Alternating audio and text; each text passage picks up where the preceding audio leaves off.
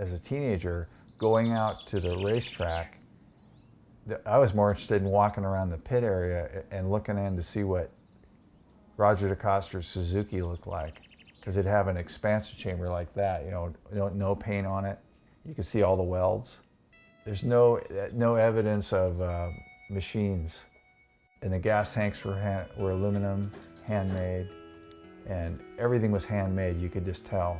It was gorgeous. But you can see where the motivation is still me being a kid, wanting to try to make that fancy one that you couldn't buy in the store.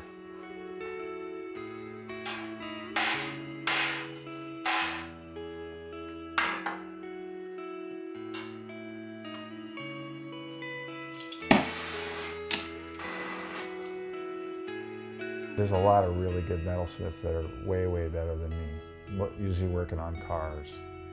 But I took an interest in the bikes, and there's less people doing the bikes. I'm still going at it like I really don't know what I'm doing, and I just jump in. So a lot of what people are go, ooh, that's, you know, you're so good at this and so good at that. And really all I'm thinking is, I just went after that. And it worked. Or like, what they don't see is the trash can full of stuff that didn't work. But when it does work, then that's a keeper. There wasn't anybody for me to talk to hardly, so I would ask questions.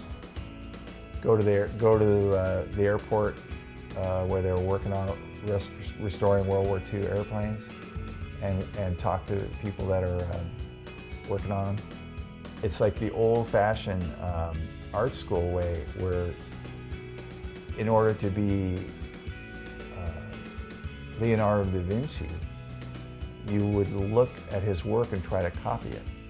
And that was standard, to try to copy the masters, right? And they wouldn't be any good, it wouldn't be anything like the masters.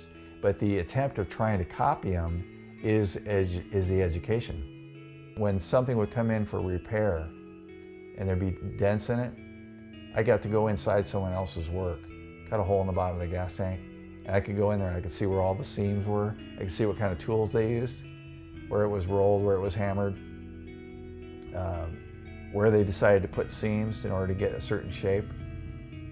So I could see other people's work like that. So those guys were my teachers.